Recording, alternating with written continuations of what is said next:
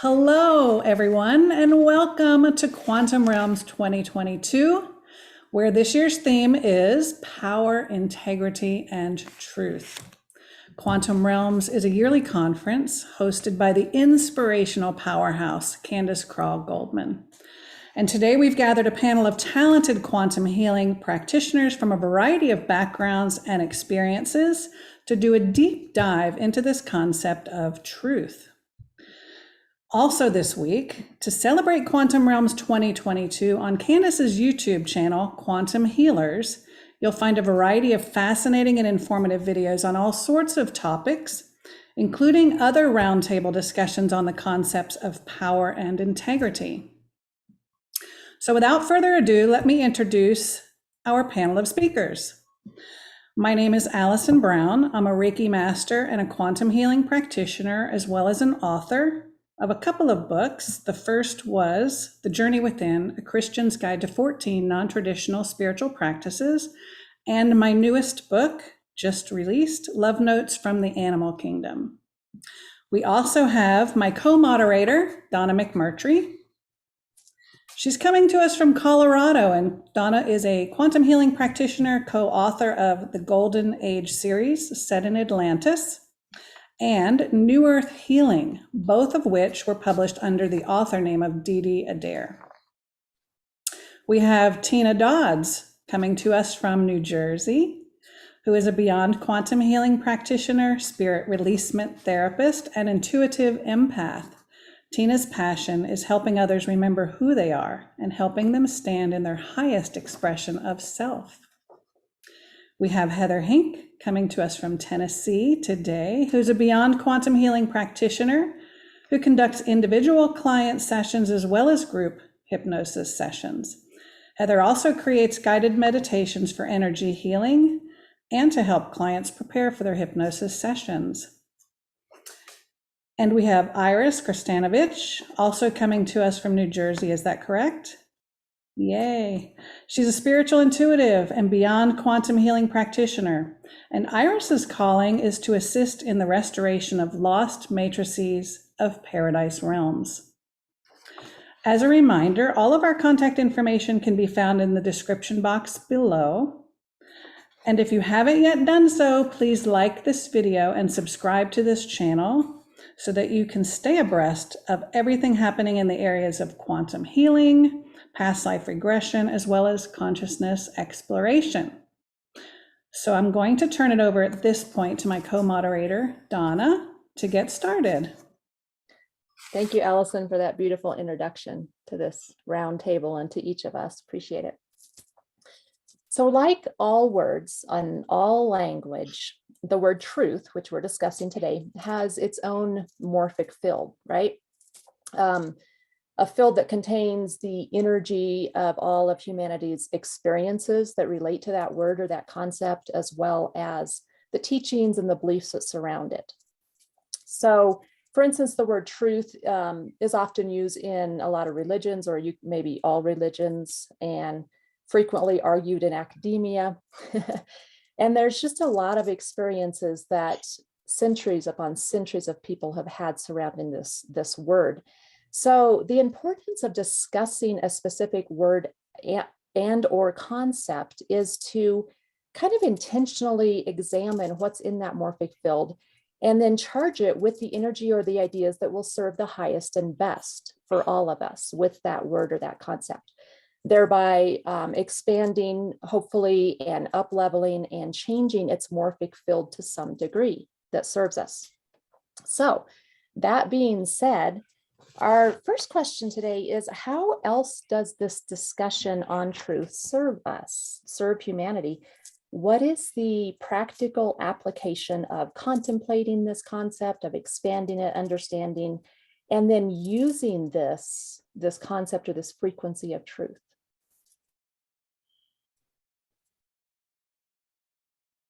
I'll go. I think this is such an interesting topic at this time, because as you begin to go through your awakening, it's almost as if you begin to see the world through a whole new lens, and you begin to understand that things that you thought were truths may in fact no longer be truths, and you start to question things and you start to expand into that. And I think more and more people are starting to wake up and see things through that lens and through that different filter. And so as they do, they begin to question things more and more. And it just pushes you a little bit further and a little bit further on finding what is the actual truth. I feel like that's such an important thing for me to try to figure out, okay, what is truth and what have we been told? And I think we're just going to continue to expand in that as we go.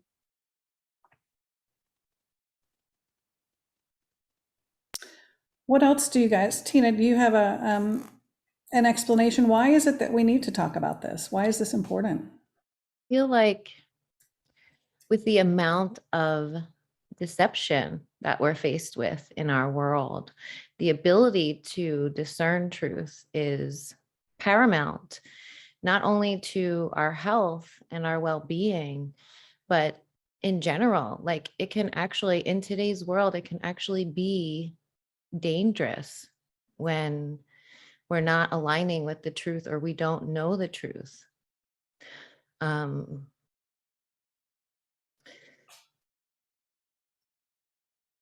You know, there's a lot going on in health and medicine that if we don't know the truth behind what's really happening there, we can make decisions that aren't necessarily aligned with our highest good. So I think that's one of the most important reasons and practical applications for, you know, talking about truth and discovering the truth behind some of these things. Well, and that leads to the question of how do each of us discern truth for ourselves in our day-to-day lives? It's a really interesting question. I'm thinking about duality, this earth, which includes contrast.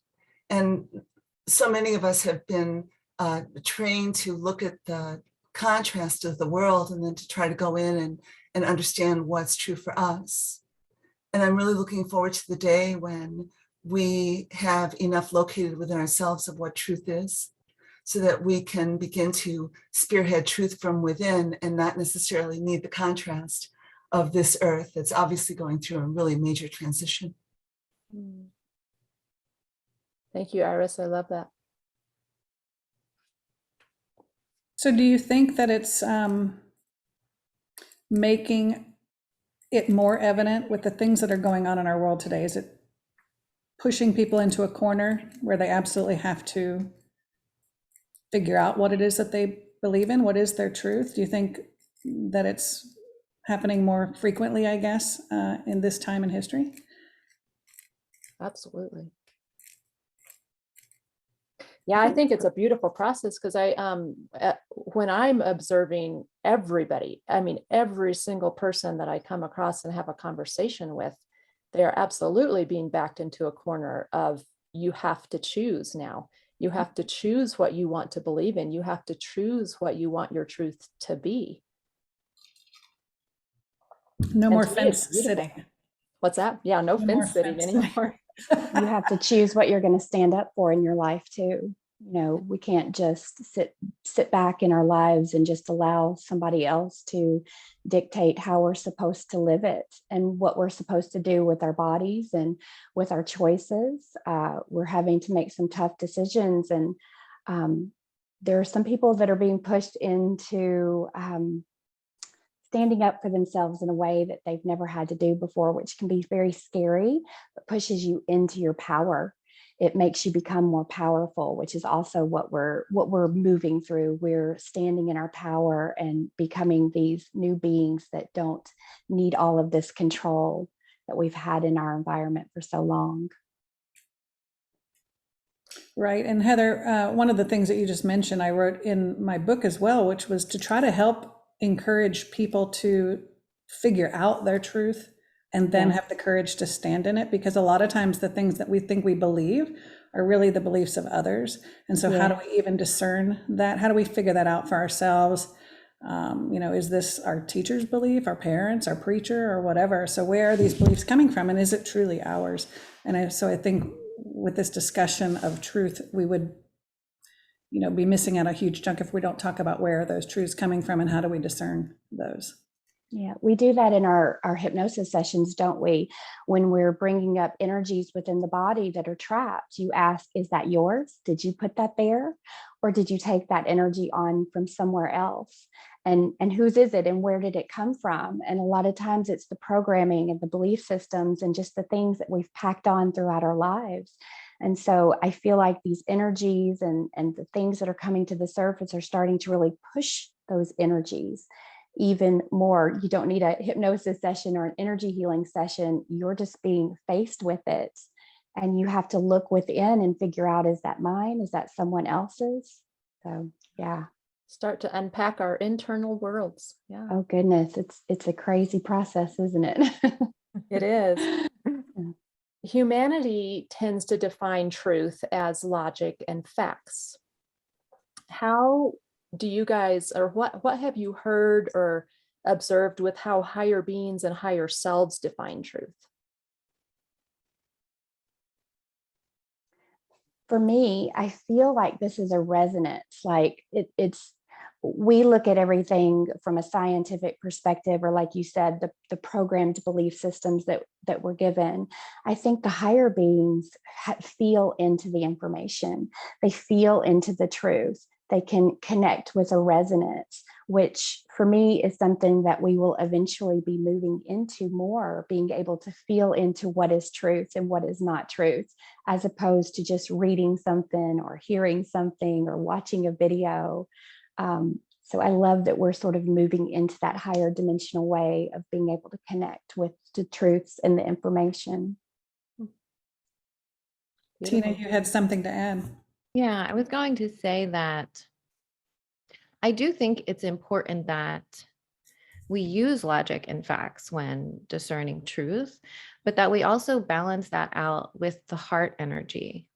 And in order to have an adequate discernment of truth, we need to purify ourselves, and we need to purify our minds, bodies, and souls so that that filter is clear and that we're not discerning truth through all of the old conditioning and programs, but there becomes this balance, right? That heart and mind coherence that we are filtering that truth through. So it seems to me like in the last several years, like the mind has kind of been demonized in some ways, but the mind is a beautiful thing. Our consciousness is a beautiful thing. Our thoughts are how we create worlds. So it's not that we don't want to use logic and facts, but we need to also balance that out with the heart energy and use both together in order to discern that truth. And also, I think that what has come through from my teams is that we need to stop depending so much on the higher beings and realize that we're not lower beings. We're higher beings too. We're just inside of these bodies, and that we have all of the wisdom and knowledge of the universe inside of us too. And to stop seeing ourselves as lower, because we're not. And just because a higher being says they're a higher being doesn't necessarily mean that that's true. And they can be corrupted too. It doesn't necessarily mean that they know everything and have all the answers. So for me, it's more about, purifying like my own GPS system, my own antenna on how to adequately discern truth, and trying to remain neutral as possible and objective, while also using my feeling system and feeling through what does that feel like, and am I feeling through that through an emotional wound or a trauma that I'm still holding on to, or am I is this an objective kind of filter? So the purification for me of mind, body, and soul is really paramount to being able to discern truth. I love what you said, Tina, and also Heather alluded to this too, which is, learning to tap into the feelings of our body and experiencing truth, not just from our head space, but also from our body, because you know what it feels like when you hear someone lie to you and you kind of feel it in your body or in your solar plexus, your stomach area. And what the collective, my husband's a trance channel. And so when he calls in his guides who call themselves the collective, every time that they come in, they say, don't just listen with your ears, sit with this in your heart space to discern whether it's true for you. And when you do that, you really will feel either really good when you come away or kind of iffy or yucky when you walk away. And so learning to understand those body cues, I think is going to go a long way in helping us to figure out what's the truth, because people might sound like they're telling you the truth. Yeah. And especially like you said, Tina, there's so much misinformation. That's a big word, right? Misinformation out there. And so what is it that resonates with you? And the only way to know what resonates, vibrates with you, is to tune into your body. Yeah, absolutely. Iris, Tina. did you? Yeah, thanks. What you're describing to me, Tina, is a state of being sovereign. Mm. And to me, restoring a state of sovereignty is the same as acknowledging that we are multidimensional higher beings. And so, that may not be true for other people, but for me it is, so I'm thinking as we return to a state of sovereignty, there is no longer a question of, well, what does the higher being define? Because, looking within tells us whether it's a state of being or state of doing, or, we're on the road moment by moment, listening for that kind of guidance as an evolved being, as an eternal being. Exactly. Absolutely. Beautiful. We had asked the archangels recently about all three of these words. And in fact, I think that little channeling will air during Quantum Realms Week sometime. But they had an interesting perspective to add to truth. And that is that it is the essence of who we each are. So instead of there being truth versus untruth, it's how aligned are we to the essence of our core being, of the original unique spark of source that we each are. And then they went on to talk about how, humanity often we say the truth as if there's absolute truths, which we'll talk about that next here. But I thought that was fun. So then that's my next question is, do you guys believe there are absolute truths? That's a tough question. That's a really tough question. And I really don't have an answer for it. What I can say is that there are truths change across multidimensional reality, like depending on what perspective you're viewing things from. That's how I see it. I really don't know. I mean, because you can say like, is the absolute truth that the sky is blue? Right. That might be true for 99% of us, but what about someone who's colorblind and sees the sky as green? Which is true, That's a good point, Tina. And I want to go back to something that Heather said early on, which was that as she does her sessions, people come in to new truths for themselves. They come in with one set, they leave with another, right? So that means then that truths change over time. So if truths change over time, is there a point at which they stop changing because there is an ultimate truth? So this is sort of two questions in one. What do you guys think about that? I think truths are always changing. I don't know that there is one specific truth. As my guides have showed me, they've worked with me on understanding timelines and multiple realities and multiple dimensions. And there's so many levels and layers. And if you think about the Mandela effect, how we see things, some people see things one way and some people see it another.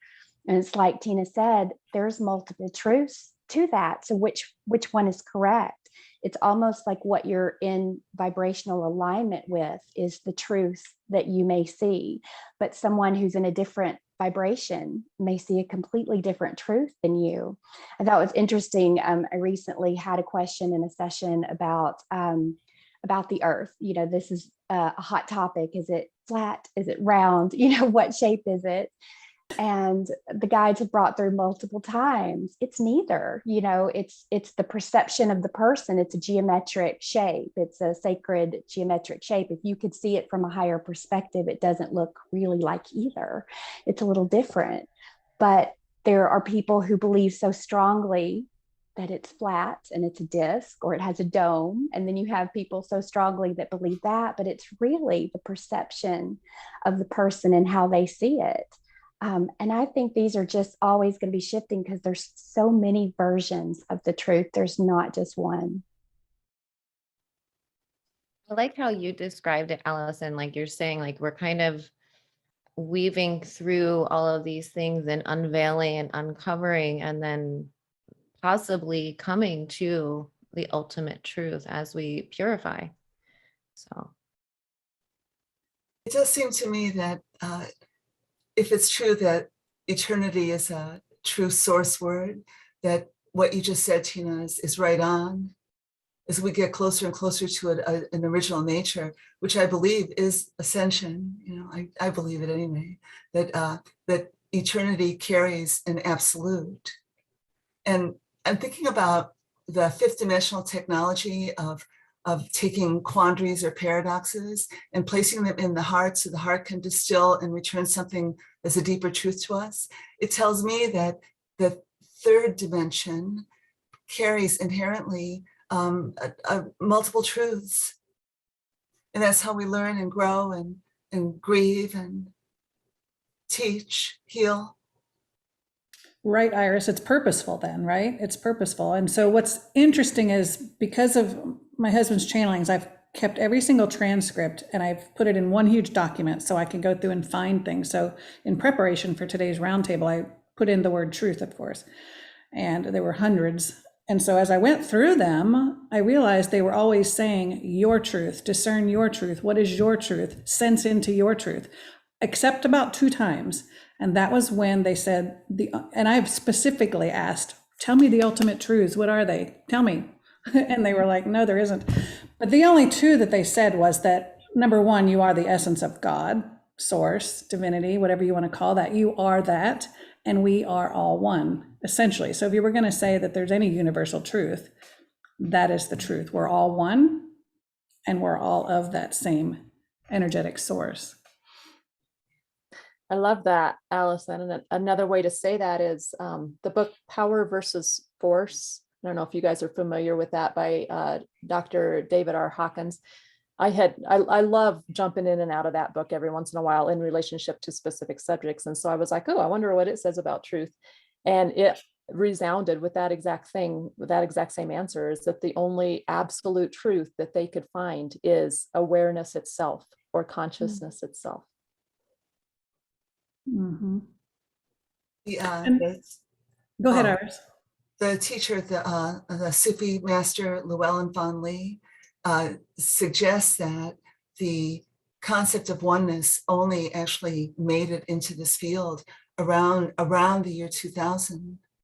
And so I'm thinking about roundtables like this furthering a reasonably new concept for this timeline.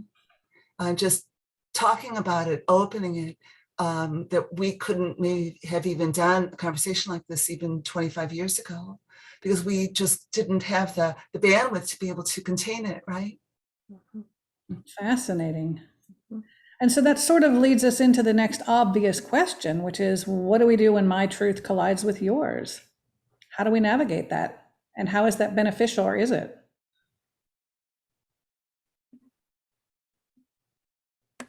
Nobody? Come on, y'all. Yeah, I think this is an interesting. It's a tough one, right? Yeah, everybody has their own. Gosh, our belief systems are so strong, aren't they? I mean, our belief systems are everything, and I see this with comments sometimes under videos, and fortunately, they don't come along very often, but sometimes you post a session and it really triggers someone. It triggers because it goes against their belief system and things that they believe to be true. And they feel it so strongly within them that you're saying something that is completely opposite from what I believe. And so when I'm reading these comments, I think, but why do we get to a place where we feel so strongly that everything that we know and everything that we believe is the absolute truth? How do we not know that maybe we're wrong, or maybe we haven't quite figured it out? I work on trying to stay, I think Tena mentioned this, in that point of neutrality. I'm not sure who mentioned that, but staying in that neutral place. And so looking at something and going, okay, how does this resonate with me? How does it make me feel? And if it sits with me, I can explore it a little bit more. If it doesn't sit with me and it just doesn't feel right, I just move right on. I don't let it bother me. I don't let it trigger me or affect me. I just move right on. But some people get so offended and hurt. Those programs and those belief systems are so strong. I feel like it will be lovely when we get to a place where someone can have a completely different belief system than we do. And we can hear that and we can just go, okay, that's your belief system. Thank you for sharing that. It's not bringing up wounding, or it's not, triggering me in any way. I think we're on our way there, but we have some work to do. That's what I was going to say too. I don't think it's our actual truths that are in conflict. I think it's our belief systems. Mm-hmm. That's what's causing the friction, because ultimately, I think we all want the same things. Our truths are the same. We want to be loved. We want to be accepted. We want to feel safe and secure. I think we all want those things. And I think we could probably call that another absolute truth. And when that comes into, when the friction occurs is when you're rubbing up against different belief systems. And we all have different belief systems, but the friction occurs in how to get there. Like, how do we get to, we're all loved and accepted and safe and secure. And we all have different ideas and belief systems about how to achieve that. And you can see that so clearly happening right now, with this huge divide that's occurring. It's because both sides want the exact same thing, but they're disagreeing on how to achieve that. Well, and we do. You're absolutely right. That's such a good point, Tena, that we do all have a lot of the same needs and desires. Absolutely. I kind of see it like belief systems determine our individual or unique truths, right? And that's why it's so important to examine your beliefs. Not only does it determine your truths, it creates your reality, in the magnetic universe. So I kind of see it as we come in different lifetimes and we try on the beliefs. Sometimes it's beliefs we choose. That's kind of rare, though. It's more often the beliefs that are programmed into us as children. And we get to try on the beliefs, and we get to try on the truths of those beliefs and live in that and live out that path for however long, until we decide we don't want to be on that path anymore. And we don't want to align with those truths anymore. And then we believe something else. We try on something else. And I think that is the beauty of so many different belief systems, as well as so many different unique truths. Like, even when you get to the core essence of who you are, that's going to look different from each other. That is still not supposed to look the same, because we each get to add something different to the whole. How boring would it be if we were all the same? We all believed the same. We all lived in the same truth. That's just not fun. And it's expanding source. We get to live, we get to follow these different pathways of truth and add that whole experience. How did that work out for us? Did we enjoy that? Did we not? What all did that create? What did we create within those truths? And just expand the whole with our truths and our belief systems. Yeah. That's downstepping eternity into multiplicity through free will, right? It's just beautiful what you said. Sorry to interrupt you, Allison. No. I was just going to ask you, Iris, or anybody, how do you think then that we can help people to navigate the uncomfortableness that comes with bumping into those truths, like Heather said, that trigger us. How can we help clients perhaps, or how can the viewers watching this roundtable help and us too navigate? Because we still encounter that on a daily basis. What's the best way to get around that, navigate that? I'd For like to try. me, oh, go ahead. Please, no, please go ahead. I was just going to talk about what I'm working on with how to navigate it within myself, of being accepting of everybody's unique truths and beliefs instead of judging it, or thinking that mine are righter, more truer. And for me, it's curiosity. And it's exactly what I said before of, how is that working out for you? And getting really curious and interested in, wow, your belief system and the truths that you align with are so very different than mine. And I'd love to hear more about how that's working out for you. Are you happy within that? How's that serving you? What are you creating in that? How's your relationships within that? Whatever, just curiosity and interest. I try to Allison, help people. Oh, I'm sorry. Go ahead, Iris. I think, Allison, you're talking about how to navigate a collision of truths. Is that what I'm hearing? I've noticed in my offerings that acknowledging feelings of people helps them to settle into some level of discernment, that the feelings are teaching them something, and it may not necessarily be present time. It's like how much shunning or dislocation from tribes and communities, our history, every time we stepped aside from a commonly held belief system or a truth, what happened to us? So I'm feeling like, that old word codependence or attachment, a lot of what that might be is experiencing memories of not making it in tribal situations when we try to become whole within ourselves. So the connecting up with where people are in the moment, and with as much compassion as I can muster, just acknowledging, it seems to make room for deepening, something like that. Heather, you were going to add something? Yeah, I was just going to say, I just try to help people to learn how to come from that place of neutrality, of not being triggered, of being in acceptance that sometimes you're going to hear something that's not going to resonate with you, and that's okay. Just give yourself permission to hear it, and it's okay to let it go. It's okay to release it without feeling like I have to battle against it.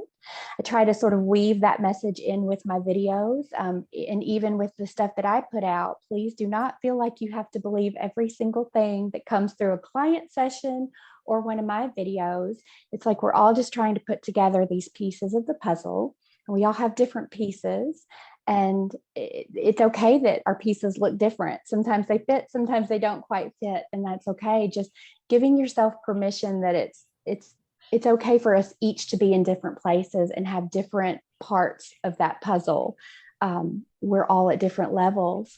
So it's just about becoming neutral within yourself and staying in that neutrality as much as possible. Beautiful. I like that neutrality and curiosity. And also what Iris said, I think foundationally, it's important for us to remember that as human physical beings, it was always in our best interest to survive, to be just like the tribe, to agree with the tribe. When you're seen as different or an outcast, you may not survive because you're going to get tossed out of the tribe perhaps. And so it's almost probably wired into our very biology to go along with the crowd, to make sure that our beliefs mirror that of the crowd. And so overcoming that can be physically difficult as well as mentally difficult. And so, even in this lifetime, being groomed from childhood to know that there are certain things that are true and certain things that are not. And this is what you should believe because this is the majority, sticking with the majority. So yeah, it is even a physical overcoming, but approaching life with that sense of curiosity and putting the other person first, like you said, Donna, it kind of like being curious about the other person, asking them, how does this belief make you feel? Like what Heather said, if somebody's triggered by it, okay, well, does that feel good? Probably not. So maybe I need to investigate something, or there's some reconciliation that needs to happen here, right? And so I guess this leads to our next question, which really is it purposeful? Is it helpful for us to all have different beliefs? Iris alluded to the fact that it is a learning experience on this planet, in this 3D physicality, that polarity is a given for learning. So I would assume then that it's helpful for us to have these different truths that crash every now and then. What do y'all think? Well, I think that the triggers when we're faced with the truth, like that conflict we were just talking about, it can be helpful because it allows for us to look at, why is this triggering me? And then to heal the trauma that's associated with, or whatever is there, whether it's from this life or past lives where we were, outcasts from the tribe and those kinds of things. That's the work that we do, right? Like taking people back to see, where does this originate and how can we resolve this so that the trigger's not so big anymore when you're faced with, the potential of having to stand in your truth, your power, your sovereignty against the crowd who's, about to walk off a cliff. And it's so important that we're able to heal these traumas, whether they're rooted in this life or others, in order to be able to do that. Absolutely, because that's what distorts our own truth, right? Right. It's these wounds and these traumas. Yeah, Right. makes it hard for us to get to our own next level of our truth. Exactly. I was going to say too that I've had so many moments where, in my mind, I'm listening to somebody else. Like, for instance, I'll just say religion's a big one for me, where people just argue and argue and argue their religious beliefs and, want me to agree with it. But I've had moments more and more lately where, instead of thinking that they're in a limited system or in essence maybe wrong, I think, how arrogant of me. That's so arrogant of me to just automatically think that what they believe is incorrect for them. We are all exactly where we're supposed to be on our path. And hopefully we are learning and growing and evolving, but how arrogant of me to judge where somebody else is on their path. And ultimately, Donna, what you said was, if we remember, and we all know this as practitioners, that we all came in here with a specific contract and a mission and an assignment or whatever, all of these things on our path.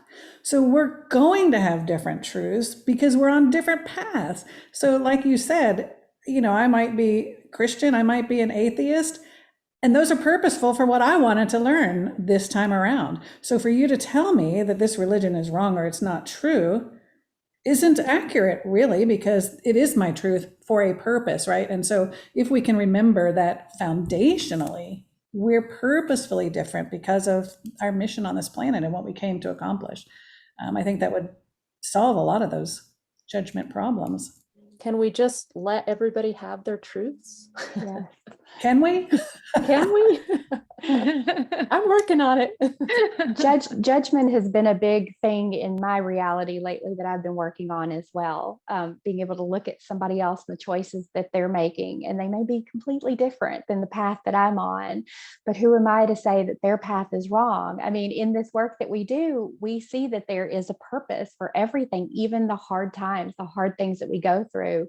There's a reason, there's a lesson, and a lot of times we chose it. We chose to have that experience. So I am looking forward to not feeling that judgment come up to the surface and feeling like I have to put everybody in a specific, place. And I can just be in a place where that experience doesn't come to the surface anymore.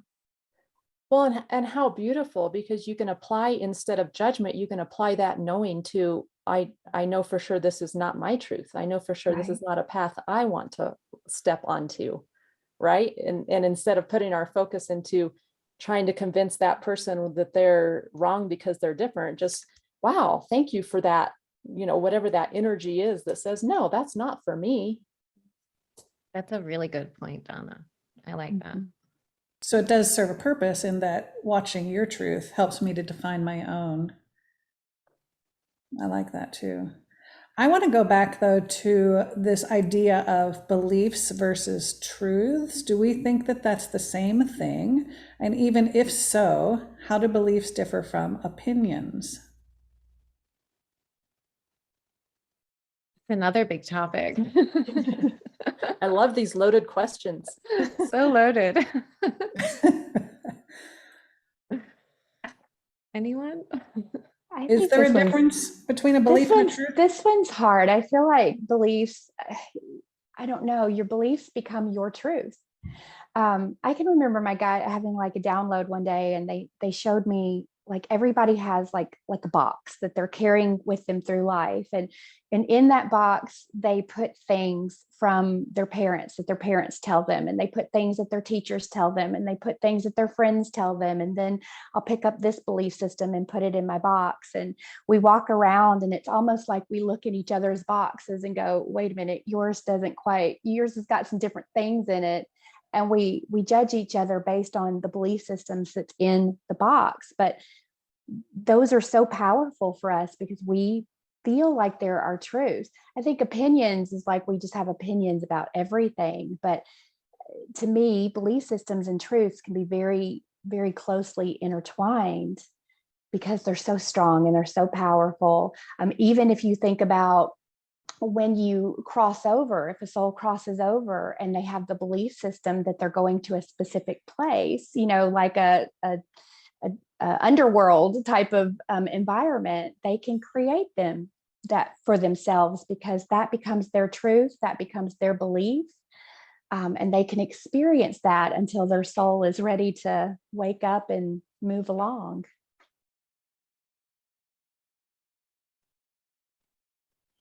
I wonder if it would be as simple as saying, because they are closely intertwined, these two things, beliefs and truth. I wonder if you could even say, when someone is presenting you with their belief, and then you ask them, is this true for you?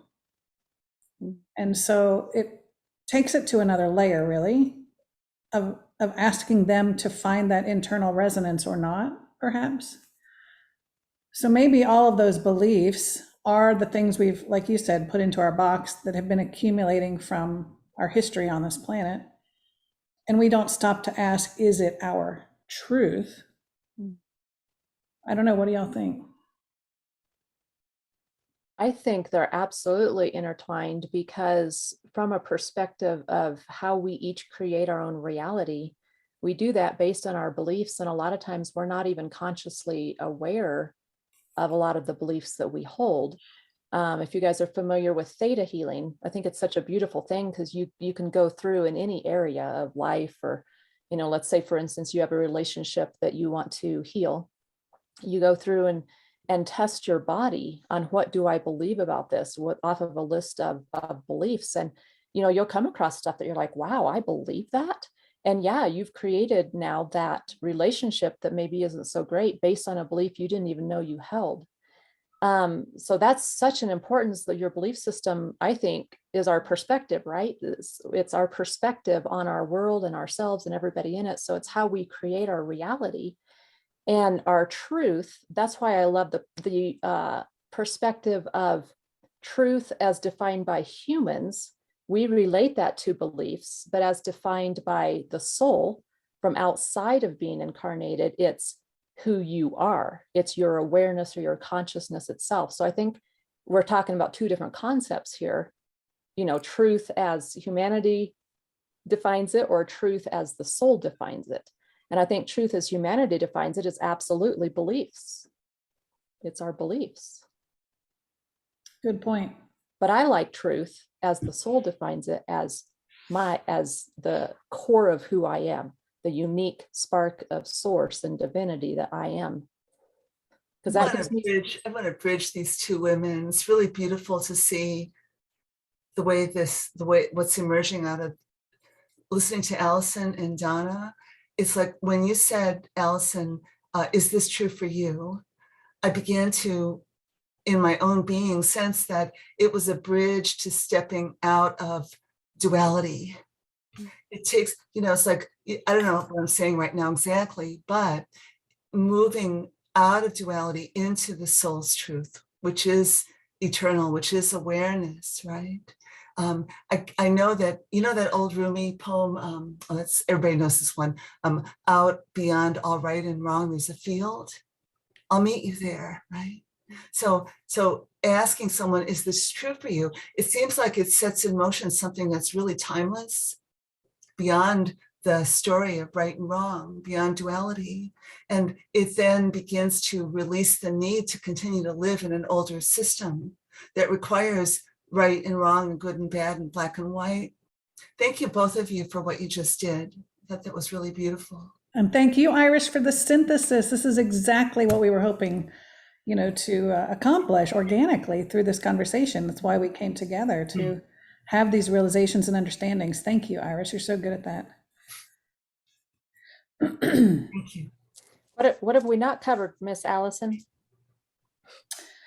So this is a perfect segue, what Iris said. So as we start to evolve and we complete our shift, perhaps when Earth completes its shift into the higher dimensions and realms, excuse me, the assumption is that we will have a higher tolerance for the diversity, for the differences and the different beliefs. What do you think about that? Is it going to get easier? What's it going to look like?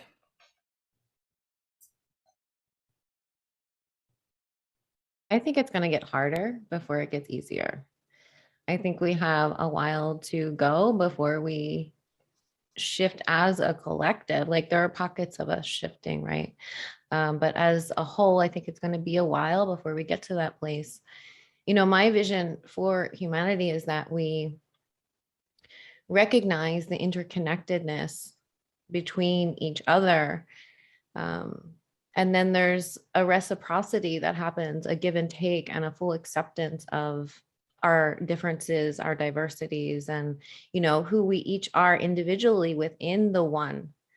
Because yes, while it's true that we are one, connected in with source, we are source. Each of us has our own individual spark, our own individual soul and consciousness, and that part of feeds into the whole. So for me, it's like, we have to individualize first and see what that is. Who am I as a sovereign source being? And what does that look like? And only then can we come into that idea that we are one. So first it's the individualization and then the collective. That's awesome, Tina. And I want to say, because this really is a struggle for me, this piece that you're alluding to, which is humanity has a really difficult time understanding how you can be individual and sovereign and also be one. It's almost like people think that for us to be one, we all have to agree. And that's a really hard concept to hold. It's a paradox to hold, that we can all be our unique individual selves, but also be one and come together that way. Do you guys struggle with that at all? Yes, in practice. In theory, I understand that as I come to cherish each and every person, especially those that are the most different from me, that's the answer. In practice, I struggle with it. Mm-hmm. I wonder how possible it is to carry an awareness within the context of third dimension, because third dimension by nature is really dualistic, and the contrast makes it very difficult. But a state of emerging, which I believe is what this cycle is about, the emerging humanity just begins to cherish, to use Donna's words, amongst all those other really beautiful words that represent higher dimensional frequencies that I believe we're emerging through. I also want to agree with Tina. Astrologically, Pluto's going to be moving through Capricorn a couple more years. So I completely agree with what you just said. There's a certain level where, in order for us to awaken and emerge into this new paradigm, this new civilization, I believe that there's a little bit of dismantling that needs to take place yet. Mm-hmm. Yeah, because it's like we can't build anything new on top of all of this old stuff, right? Like it really has to kind of unravel and fall apart. So that's what I see happening over the next few years. And in the meantime, the building is happening within us, within our dreaming, right? Yeah. Our dreaming selves are really, really busy. Mhm. And I mean, even dreaming is building. It's just not as obvious, but it lives. It lives maybe because of the dismantling, something like that. Well, in our words, the work we do with our clients, the things we talk about when we go out with friends for dinner, our words can begin to change the narrative already, can begin to build the new paradigms and the new ways of relating just by sharing all these things that I know all of us share with each other. Like we are at this roundtable right now. We're beginning to create the new. I asked a similar question in one of my sessions recently about will we get to a point in the near future, hopefully, where we start to understand more of the truths of this world. We have certain beliefs about periods of time and the way that we believe them to be, but the guides have said they may look a little bit different. You might be surprised that there are periods of time where you think they're like dark ages or they're not as advanced, and they're more advanced than you believe them to be. So I've asked, will there be a time where we can step into that information much easier? And I think as we, do the work, release all of that density inside, let go of all those emotions, all that stuff that we're carrying from this lifetime and past lifetime, and hit those higher dimensions, it's just the amount of information that we have access to is going to become so much greater and so much easier to get to.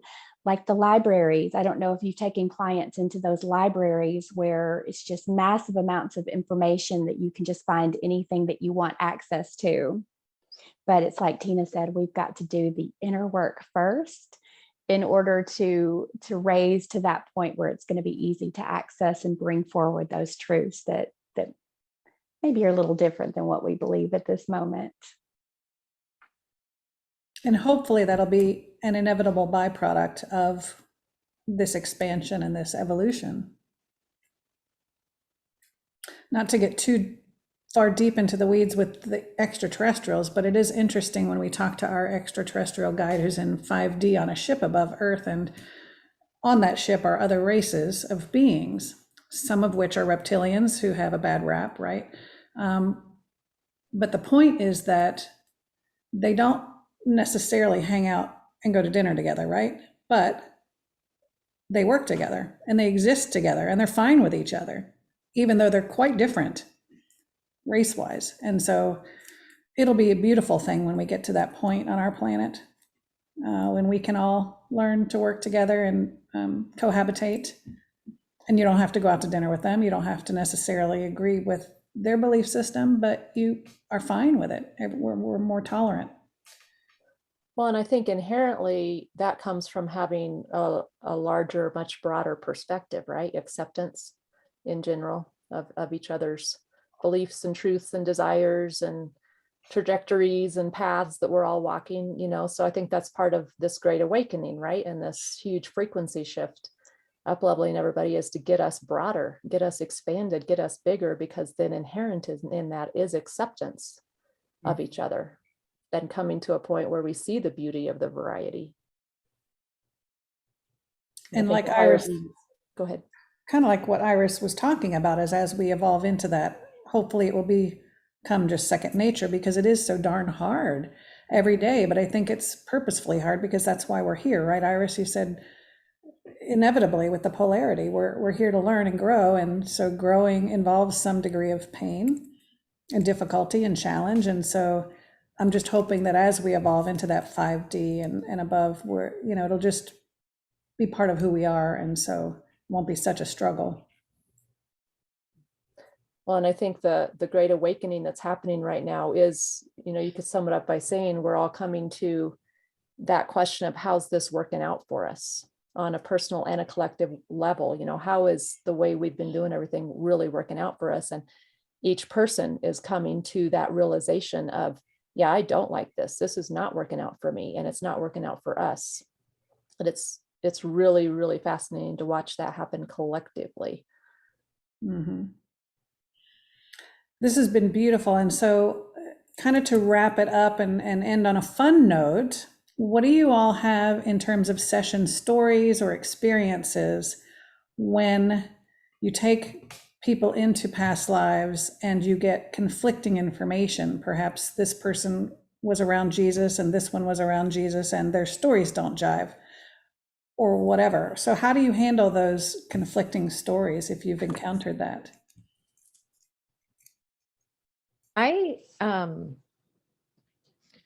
Well, there's the idea of timelines, right? And that there's all of these different infinite amount of timelines. So all of those things could actually be true.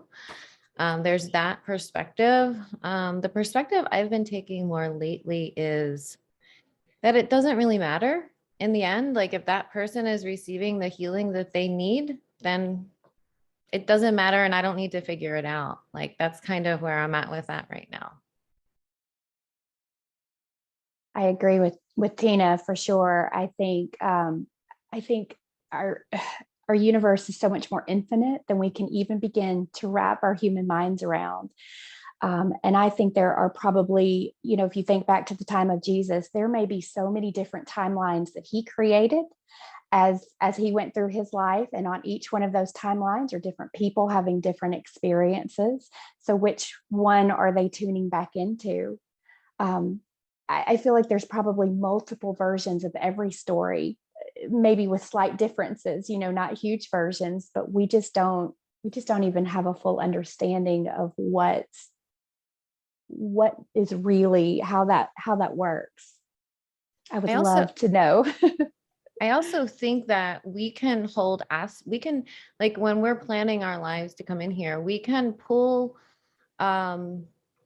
certain stories and aspects of other masters, I guess, that have been here before, even those that aren't masters. Like that's what I've seen in my sessions. Like we can actually like take what we need from that lifetime and incorporate it into our own in a way. I don't really know how to explain that, but yeah, like that's what I've seen. Like we can, take things from like really famous, powerful people that have lived on earth before and incorporate those qualities of that person. So I think sometimes that's why we see those like really famous lives. Like I saw myself as Cleopatra in a lifetime before. So, and I'm like, I don't feel like I was actually Cleopatra. For me, it felt like I was embodying the qualities of that powerful person. So I think that's what can also happen sometimes. And also something really interesting that I've seen in a session is that it was a star seed and they were planning life on Earth and they were going through these like virtual reality simulations. So they had never had a lifetime on Earth before. They were coming from a really high density, say like 8th or 9th density, and preparing to drop down into this really dense body. And so how they were training this soul was to like almost virtual reality, like other lifetimes that people have lived, like just normal everyday people. I think one was like a farmer, lived on a ranch, like those kind of things. So it was like they were in this training period where they were viewing and taking on the qualities of other lifetimes that people have lived on Earth in order to prepare themselves to come down here. So what we saw was that they weren't actually like, because we saw those lifetimes, and what we found out was that they didn't actually live those lives, but that was their training to come here to kind of take on the qualities of those people. So that was really interesting. I love what you're saying here. As you're talking, I'm in awareness that it's not so much that we have to attach to any story that presents itself in the midst of a session, But that it's like this huge opportunity to have source create an epic through an experience, right? And it's what is elicited from that experience, which can be incredible, or it can be just one little drop of the psyche that the psyche needs to be able to blast out and create a whole different reality to be in. Thank you for saying that, Tena. That was really important. That's an excellent point, Iris.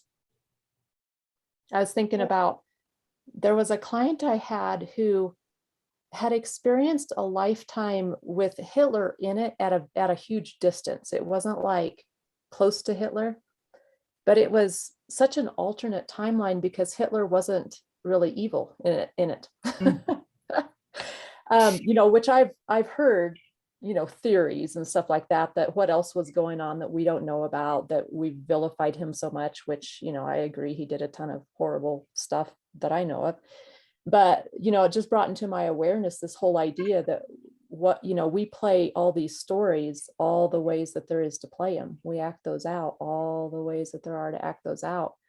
And so when it's like, well, what really happened? What's the true history? It's like, my higher self is like, well, which one do you want to talk about? Which version? I mean, I don't, And so I love, Iris, what you and Tena allude to, of which one serves you, which one teaches you.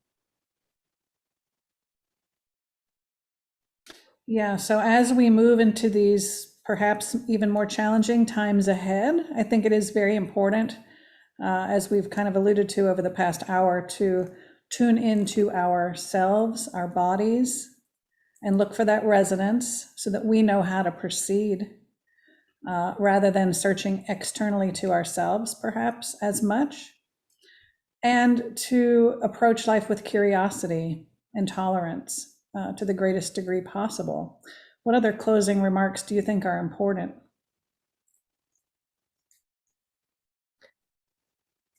I just, for myself and for the collective, am holding wonder and awe at this huge variety of unique sparks of source, all the way from what we call darkness or evil, sparks of source, to, the greatest, brightest personalities that we've ever known. I want to bless us all and offer this sense of wonder and awe and appreciation and treasuring this variety of truth. Thank you, Donna. That's beautiful. Well, I want to thank all of you all for gathering together for this beautiful discussion. I want to thank all of the viewers who have tuned in during Quantum Realms 2022 week, as well as after. I want to thank Candace for putting this together every year. Her dedication is amazing.